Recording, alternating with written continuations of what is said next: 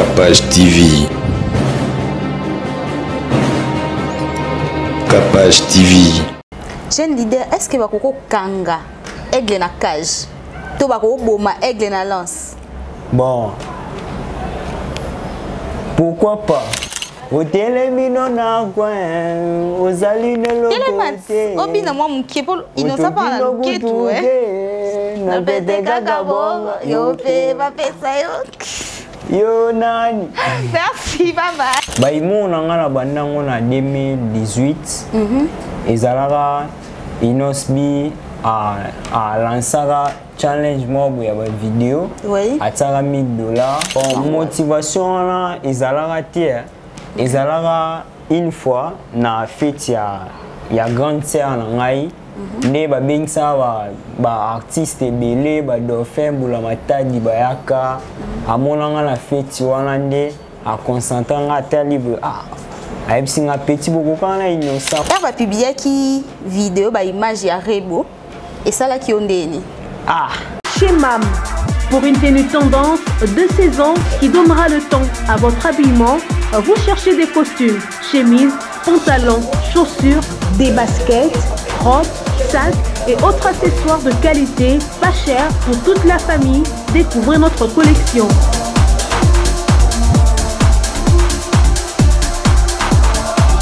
Prenez des couleurs chez Mam et redonnez un coup de fraîcheur à votre dressing.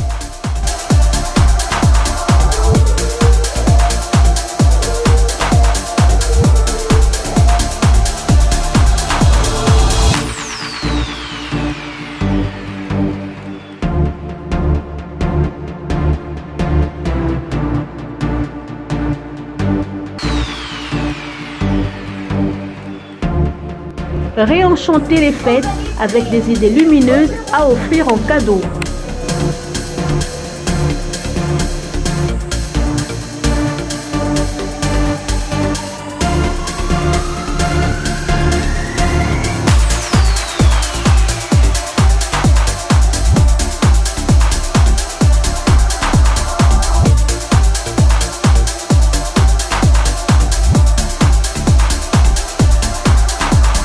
Notre adresse, avenue Kassavoubou, à Rekwado dans la commune de Ngaliema. Pour tout contact, appelez-nous au +243 81 07 58 832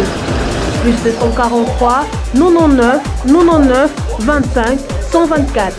Ouverture du magasin de lundi à samedi de 7h à 19h, dimanche de 10h à 19h.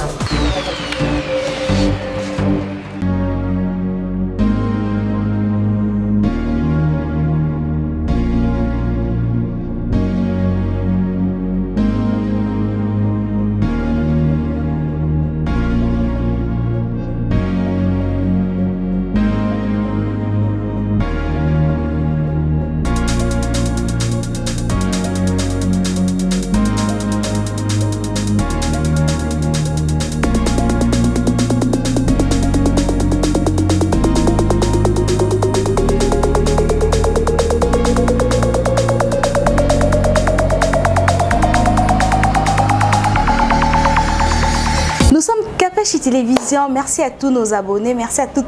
toutes ces personnes qui nous soutiennent de loin ou de près. Merci Nabino Nyons en tout cas, merci parce que Capage Prod et wana pour nous réaliser ba clip Nabino, pour nous filmer ba événement Nabino, anniversaire, ba fête à mariage, vous avez besoin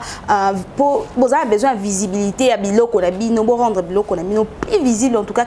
Capage Prod pardon et zawana pour nous promouvoir ba biloko Nabino, vous avez biloko vous avez besoin de filmer, to publier té. Ezaka na ba archive to battre la ngo bomba ngo pour na souvenir na bino en tout cas. Si vous contactez ba numéro o eza affiché wana to kotia bino en contact na muto aza mieux placé pour na sola makambo wana en tout cas. Capage Télévision na ba belle initiative na ngo to komi vraiment en direct. tozo yamba ba invité na biso en direct et loko na salamité na YouTube en tout cas to memi TV na carte internet ba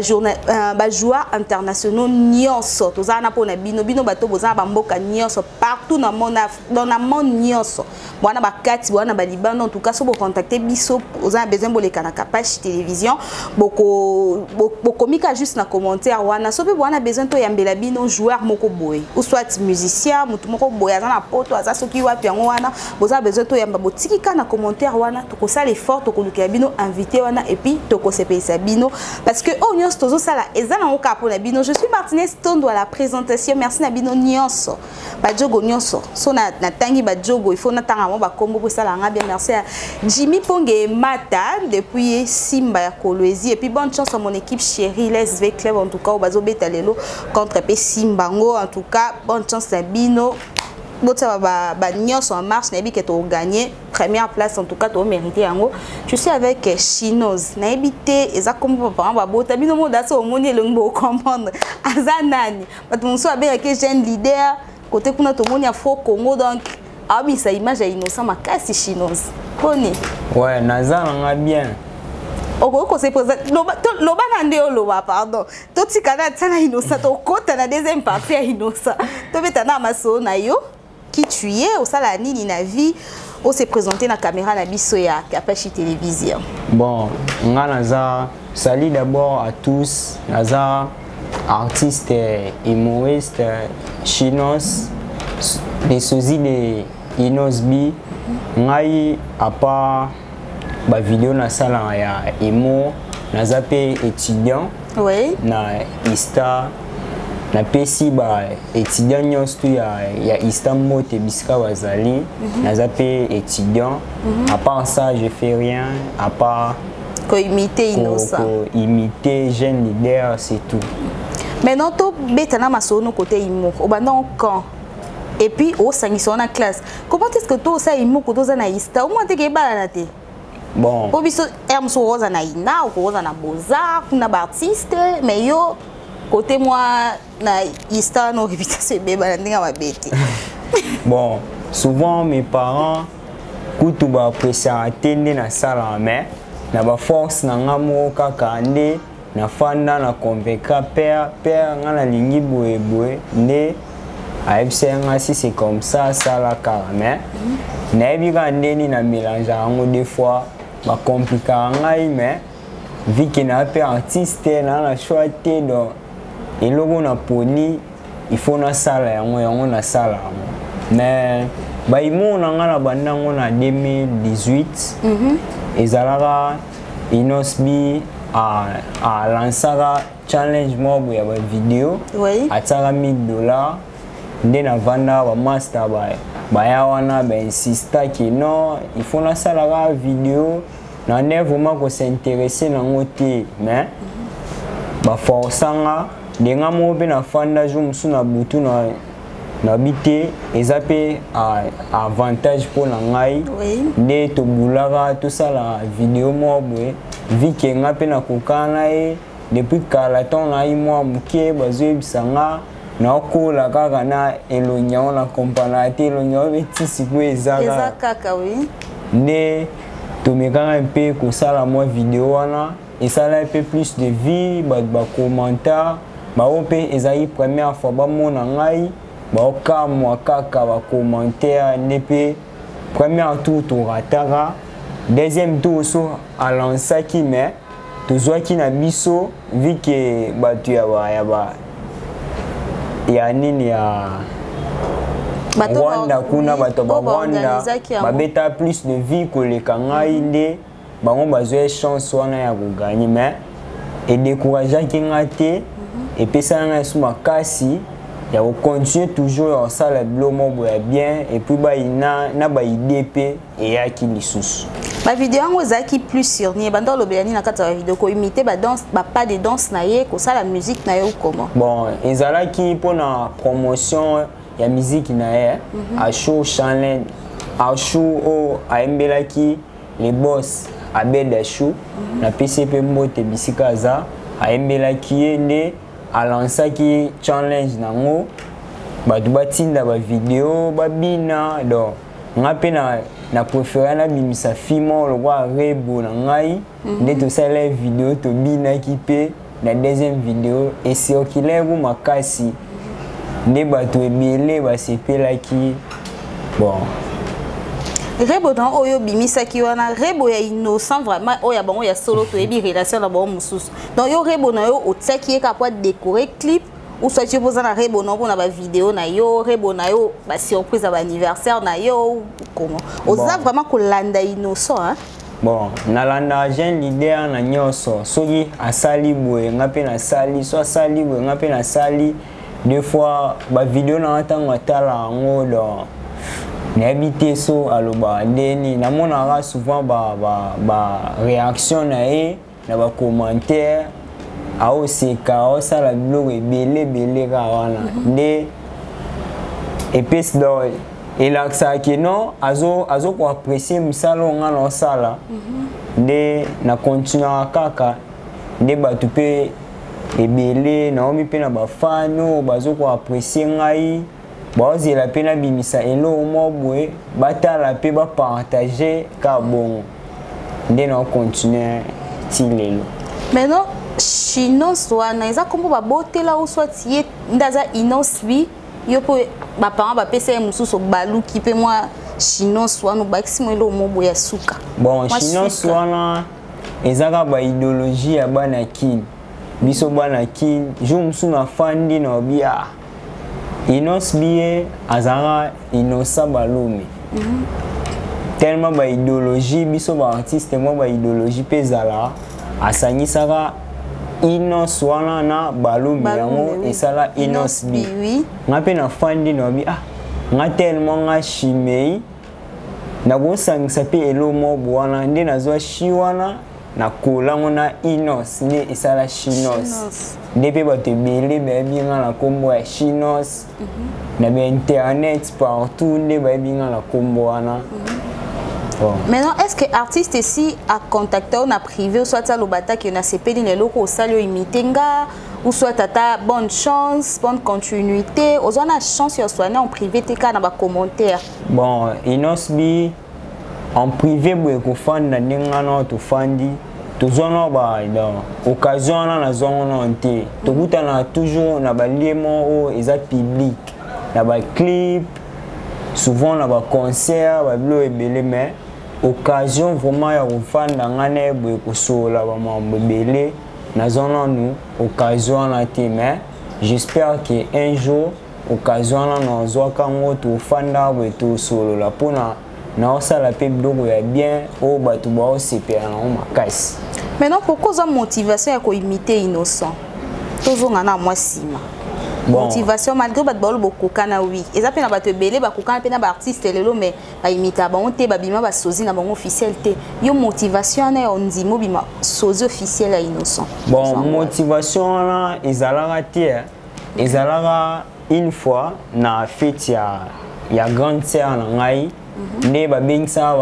ba artiste ebele ba dauphin bula matadi bayaka amonanga na fête wana nde a concentranga ata libre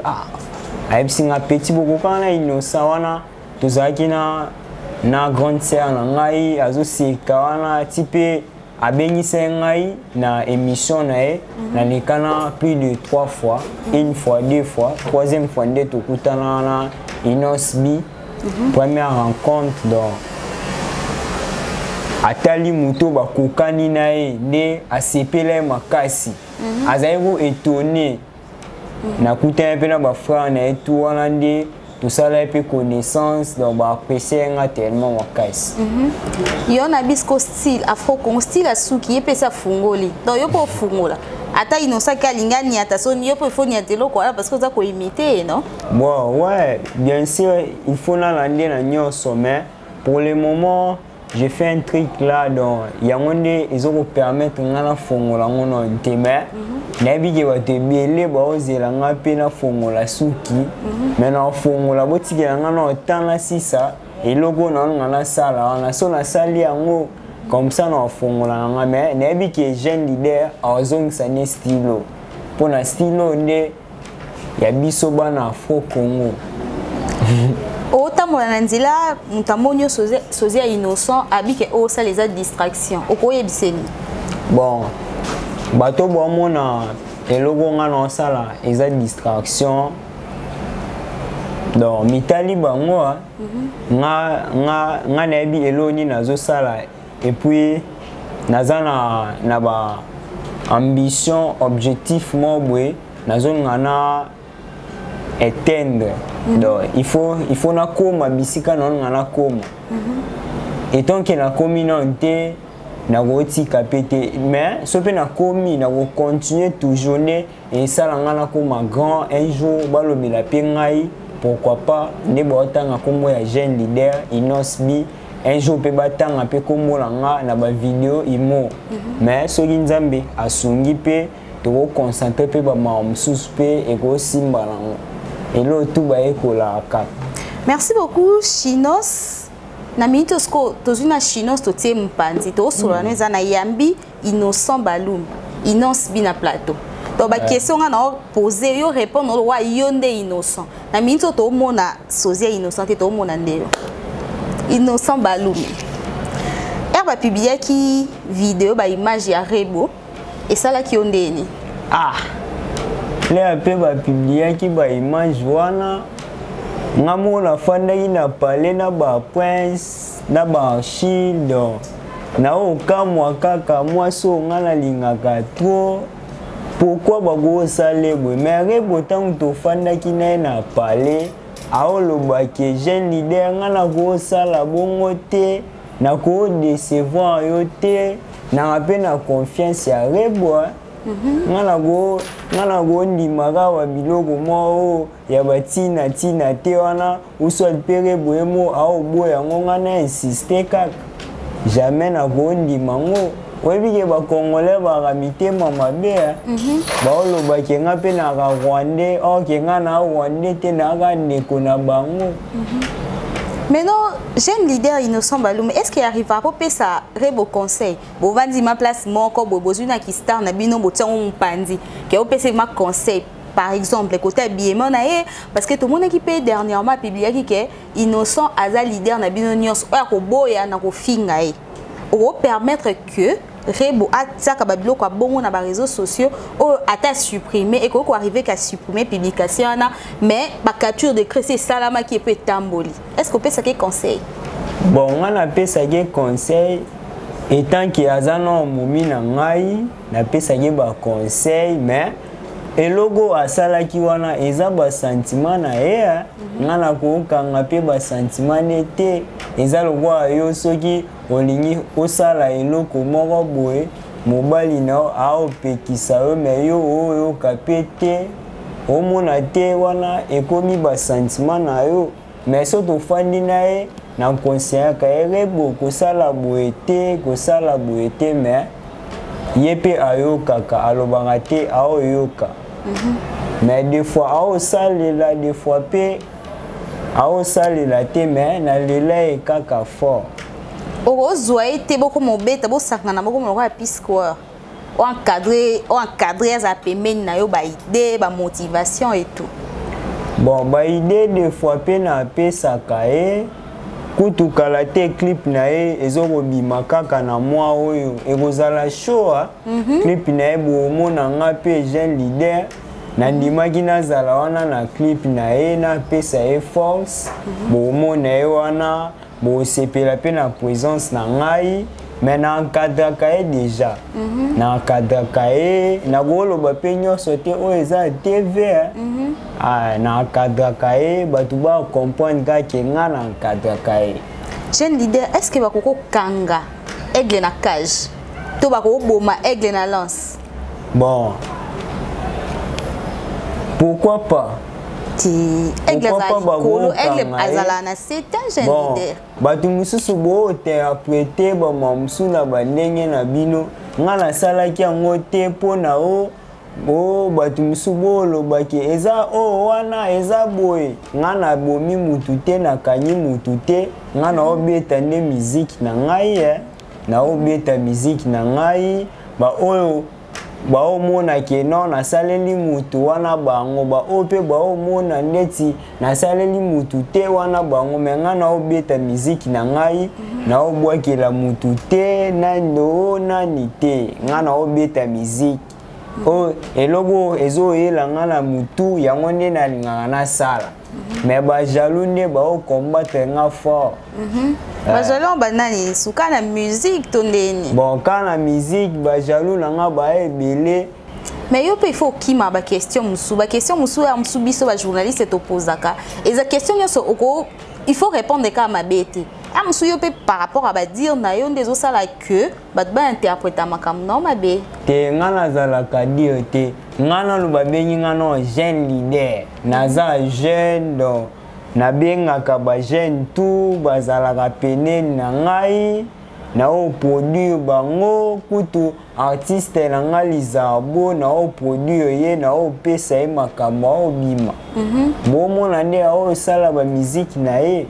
donc nga nazalaka na ba haine na batu te eza nde batu nde baoluka nde baboma musique na nga bakweyisa nga me nga mpe na o mata kaka jeune leader ero bandaki ko mata ezana ba artiste na biso ya mboka na biso batia yo pe poa so na kotanga ta quelques combos tozui artiste na biso Ferregola héritier Watanabe c'est le scram bazali masoki baleki na télé bazo tanga kombo ya innocent balume bazo pesa ba bonne chance bazo poussa yo ke liboso mais yo na ebité soki émission denga na ebité depo banda oleka na o la sata message mo ya remerciement te po na appui yo wana bon pona bave na nga wana tosololaka na bango bien surtout ve na nga Ferregola le padre na pesi mbote bisika aza wana ve na nga tobetaka ne bakati donc tosololaka na bango nasengaka bango ba merci surtout Goga donc Goga aza muntu moko bien tomonaki epe na anniversaire na yo tozalaki na ye wana asepelaki kutu fort aoyemba mpe meme na banzembo ya rebo donc esalaki nga bien surtout nga so mutu aoyemba nzembo na nga nayokaka vraiment ndeti na pumbwe esalaka nga ba bien. Merci beaucoup Chinoz tozongi siko na po na yo qui est derrière toi nani aza ko appuyer yo makambu na yo ba humour na yo ba nyonso na yo osala ngoka yo moko so toza na équipe moko boyo pe ya musu batiaka budget na bongo pour na soutenir yo bon pour le moment nazana no na mutu te na obunda na nga moko ona ni ba manager ba producteur nazana mutu te et puis bato ebele baya kobima ono nalingi nazala manager na yo producteur na yo mais yo mo oyebiki ndenge baavantie batondi trop mutu mosu aoki ko impressionner ke aza boye or ke aza na ye boye te yango pour le moment nazwi no manager nanu ya CET producteur ya CET na préférera nabundaka no nga mo na bamikio nazo gagner wana oya classe wana oke peso futa frais kati mwandam oh tebi koko ndezala bon ya ba classe wana mais classe eza classe mambo eza pe mambo donc moi ba mbongo mo bonazo aka omona so pe ba bengisinga na moi tournage na kekuna ba master basangani moi transport yango nde ezokoedenga omona na moi show quelque part na presté na seulement playback ya nzembo ya jeune leader nde et permettra ngape na gagner moi mikie wana. Maintenant pourquoi pas que ça la lettre officiellement que kokoti sango et pas ya innocent soit Gasabilus parce qu'on l'avait bien à innocent il pas na nini na ya production maison de production na ya zobimisa ba jeune pourquoi pas qu'on introduire lettre officiellement pour que bayaya on a ba soutenir yo ba aider au liboso. Bon frère nanga Gaz Fabinus wana frère nanga tosola on bien aza frère mo malamu yebu des fois apesa nga ba conseil abi Chinos il faut ça la boue il faut ça la boue faut ça la boue pour na okoma boue donc il aza bien lettre pour na kokende et pas Inos bi donc na soladiana na grand frère na Prince Balou Mende aipsenga na za la passion et là tout bazala toujours patient yo continuer kaka un jour et au comment na ba moment moko o ya kuna mais nga mana lingama to tout na bwena inosbi nazana ba idée ya bien ba projet pe ok non et go maîtriser sous musique na e ok et go benda lisu ba fan makasi pona tant de ba fan na e ba tala nga sozi na na zabwe mutu okokana na e do ezala somo aye pe kuna aye munene batu ba forcer ngana yo pe lisusu c'est qu'il faut que luka moi comprimer mo bofu moi nzoto ba comprimer wana na yo beba pamba ya baby te ya zaka il faut la garder moi kona ngao il faut la nenyo se fait pas confondre yo ndaye munene yo pe fo ya munene so akiti yo po kiti bon na Hollande mais il faut wana sko il faut to solango na rebo chul ya yo rebo na yo to rebo na ye rebo ya ye oh ba pesa nga ba secret ninyo la go sala pona yende mère OK yende asimbi masolo ya jeune leader il faut nesko na solande na rebo chul na lele fort aza moi Simon malamu aza gentil na mutu nyos tout et puis alela nga fort taka nga tigre akumisa nga fort bisika na zana yo wana do soki na zana ndeti na tournage dernièrement tote ozana e nzembo na ye ebimi na nte donc après ça qui vidéo mo tosalaki donc tosalaki na papa sango pona musique na ye wana donc mbote milimo ya rebo babimisanga milimo ya rebo video yango mpe ecircule trop na ba internet bato bapartage yango baapprécie yango donc tosalaki wana sango ezalaki vraiment video moko ya makasi ebetaki. Merci beaucoup Chinos tokomi déjà okende na suka ya émission na biso na yebi eza première fois te to yamba eza première fois mais eza dernière fois te so actualité za no bando yamba pour que to solo la message et pas ya ba fanatique na nyonso bato balanda ko pesi compte Instagram na yo page Facebook YouTube so za nango et puis quelques salutations et puis bato ba otala yo bon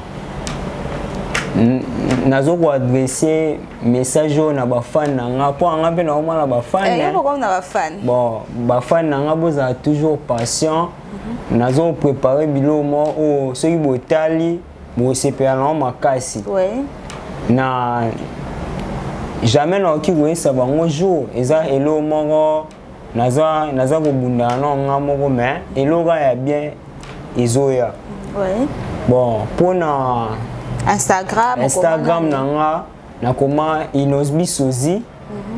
page nanga Facebook Inosbi Sozi et puis compte nanga et chaîne nanga YouTube Inosbi Sozi toujours soki boke omona ba vidéo nanga nyonso na sala donc soki botali bokoseka bao pe bazali na kanda bao basinikilaki mibali na bango donc boseka makasi eza ma compte moko ya makasi soki botali bilo eza na kati boloba te jeune waza important il faut to garder quelques salutations bon ba salutations nanga d'abord na famille Balume na pesi bango nyos tout ba Inosbi Banchi Prince Balume et puis na les boss Eric Mandala, Abed Achou, Eric Moussanganya, Justin Moussanganya, Bama Salanga, tout ya Yolo Nord, Yolo Sid, Moïse Sungu, Jogo et puis Karim Kivouidi, Bafra Nanga, Henri. Oh, Karim Kivouidi. Karim Kivouidi. International. Wana Jogo na biso ya Imana. DCMP. Mwana Yolo. Bonne chance P, bon match. Na PCMO te bisika za et puis ba master nanga tu ya Yolo ba Juvenci Kabongo ba Ephraim Bola ba master nanga bisu ya ba Ista tellement boleke belé na pesi bino tout mote et puis na frère nanga mo ya Goma oki o permettre nga tana boaka oui moi 2 ou 3 oui frère nanga aoloba o nga na boaka ka ete frère nanga Robi Kyungu na Goma Robi Kyungu kala te na selo vidéo moko ya yo ya bien na peso mbote biskra ozali ba boss mususu na ebité na ba ona ebi na pesi bino mbote et puis na Capage TV Mobimba. Merci beaucoup. Et puis premièrement na yo d'abord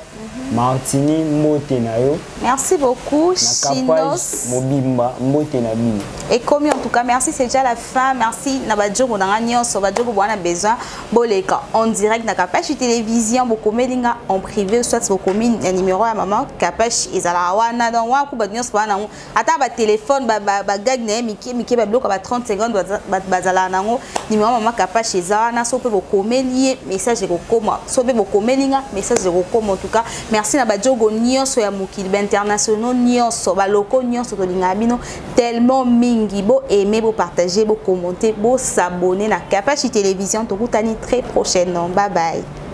Ouais, bye. Afro Congo. Bana Afro Congo bino tout to pesi bino ba mote na lela bino fort. Bana Goma, bana Este bino tout na opesa bino ba. Akapela na tikelo plateau. Ozobeta mabe. Otele bino na coin, ozali nelo côté. Obina moi mkipo inosa pa na ketu na bete kakabongo yo pe ba pesa yo. Yo nani. Merci, bye bye.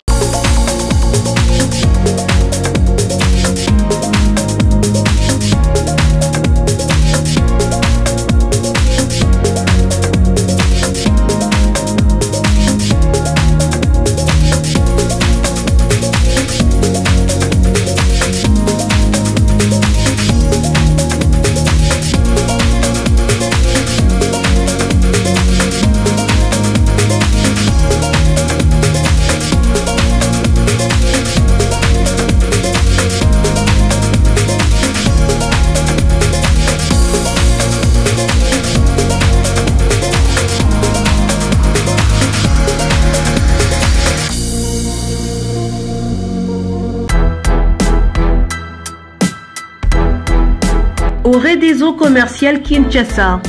Oredeso est un complexe commercial qui dispose pour vous d'un flat hôtel ou mieux un sanctuaire tranquille, élégant et luxueux avec des chambres haut de gamme tout équipées où vous pouvez vous offrir un séjour confortable et relaxant.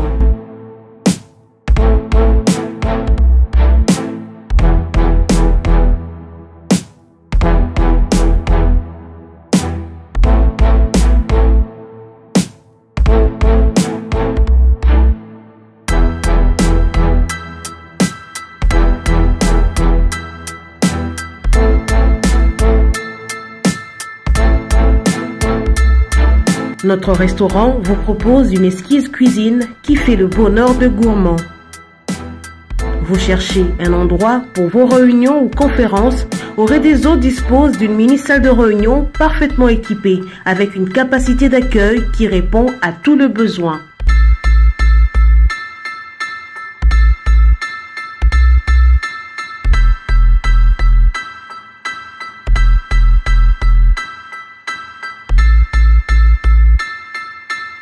Oredeso Commercial Kinshasa, c'est aussi une boutique de vêtements sur mesure au prix du prêt-à-porter pour une élégance sans compromis.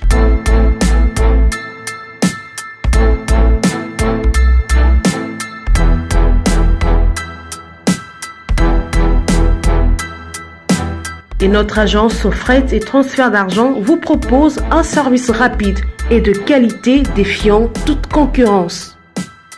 Retrouvez-nous à Kinshasa au numéro A8 de l'avenue d'Ibaya, quartier Matongé dans la commune de Kalamou, derrière la Maison de la Bible, et au numéro 44 de l'avenue Baoumbu dans la commune de Matete. En Angola, martyr de Kifuangondo vers l'aéroport international de l'Angola. Et puis en France, 29 rue de Paris, 94 190 Villeneuve-Saint-Georges. Oredeso Commercial Kinshasa, au service de tous. Esalema na liloba bambisi na mai banyama pe na zamba kasi pona moto ya na ngai osalaki réunion na molimo mosantu na Yesu masi ibanga la talo boke na ngai elilingi na yo otie bonzambe kati na ngai otindi ngai nakonza na se na moye yango nalobi osala nyonso mpo na ngai Yesu motema na ngai afandisama na kimia